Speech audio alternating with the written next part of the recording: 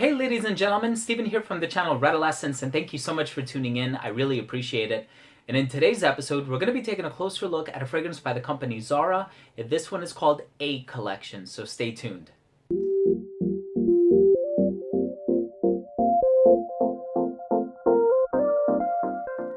So this fragrance comes from a collection of fragrances known as the Day Collection. So they have the fragrance called D Collection, A Collection, and Y Collection. I've reviewed all three of them, and this is my third and final review of fragrances from this collection. D Collection smells like L'Homme by Yves Saint Laurent. Y smells like La Nuit de l'Homme by Yves Saint Laurent.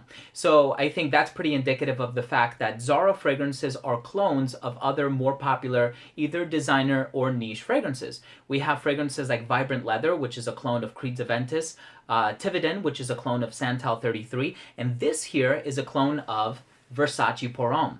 Versace Pour Homme is a fragrance that I've been wearing for many years now. My bottle is about halfway done, and the perfumer is Alberto Morillas. I think it's a very well done fragrance, so I'm very excited to tell you how close I think they got it here and what I think the similarities and or differences are. But let's go ahead and start off the review by taking a closer look at the presentation. So here on the right is my bottle of Y. If you do decide to buy the 3.4 ounce, it's going to look like this. The 20 ml travel atomizer, on the other hand, looks like this.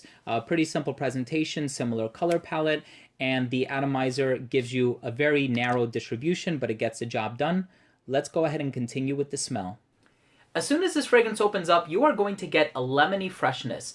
And the thing about Versace Pour Homme that I think really characterizes the blend is that it has a lot of aquatic elements. There's a salty component about it, there's a fresh component about it. It doesn't really smell ozonic like some other fragrances like YSL's L'Homme Libre, but it definitely has that aquatic feel. I don't know if it's Cologne, I don't know if it's some other aroma molecules contributing to that vibe, but this one, in addition to having all of those things, it has a perceivable lemony introduction. So as soon as you spray it on, you are going to get lemon. And it's definitely lemon. It's not bergamot or lime or grapefruit or any other variety of citrus. I get specifically lemon. And I think it's really nice. It really works in the favor of making this fragrance a bit charming and a bit more appealing, because there's something about citrus that's very inviting. It's ethereal and it's short-lived, but it's also very inviting. And it's going to get you noticed because it's of a higher volatile nature. So any fragrance that has citrus in here, and I know I reviewed another one from the Woody collection, which also has a lot of citrus. It's a Terre d'Hermès clone. And that one was very inviting. It definitely got me noticed. So this is the type of fragrance that as soon as you put it on, people are going to be able to smell it on you because the citrus is just going to jump out. When it does dry down, you have that similar aquatic presence that you also find in Versace Pour Homme, and I think for that reason it's very easy to wear. It's a great casual scent, especially for the price point. So I really wanted to buy the full bottle of this scent, and I thought I had the full bottle below me. I wanted to show it to you guys, but it's a 3.4 ounce, and this unfortunately is only a 20 ml, so it's significantly smaller.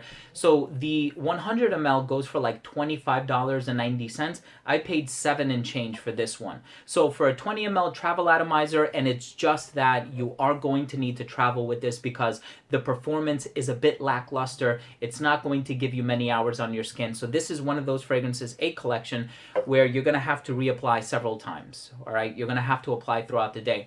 But all in all, I think it's a very well done scent. I think they really hit all the marks on this one. It's fresh, it's clean, it's citrusy, it has that aquatic presence, and it also pays tribute to its predecessor, Versace Pour Homme, being that the composition is so similar in style. So yes, it is similar enough that you could actually wear this in place of Versace Pour Homme. And I also have to say Versace Pour Homme is one of my wife's favorite fragrances on me. So I see myself wearing this a lot more often, especially to work because it's so easy to get along with. And you know what? I don't think my wife is going to be able to tell the difference, especially not in the air. That's another thing about a lot of these clone fragrances. A passerby is not going to be able to pick up on the minute differences. That's only for people like us who are fragrance obsessed and we are nitpicking and we're picking out all the little minute pecayune differences in each fragrance, but they're very similar in composition. So let's go ahead and finish off the review by taking a closer look at my overall assessment. First up, we have the uniqueness and the overall smell. This is not a unique scent because, like I mentioned, it is a clone of a more popular designer fragrance released a few years ago. But the overall smell is incredibly pleasant, great for the summertime, especially because it's a lighter, fresher, aquatic, citrusy scent, and it's very easy to get along with, and it will certainly land you a few compliments as well. In terms of the longevity, I mentioned earlier, it is a bit lackluster. I got about 4 hours on my skin, which is well below average, especially regarding the concentration. The projection on this one was also pretty good for the first hour and a half to 2 hours because of the abundance of the citrus, but that right around that point it does become a skin scent, and because it's a bit lighter in terms of the overall blend, it's not going to project beyond an arm's length. So this one does wear kind of close to the skin, but once people enter your immediate bubble, they are going to get whiffs of this on you. In terms of the versatility, incredibly versatile. I know Versace pour homme means man, right? So it's marketed for men, so this one inherently would be marketed for men as well, but those are just recommendations. Scent is subjective. If you love it, wear it.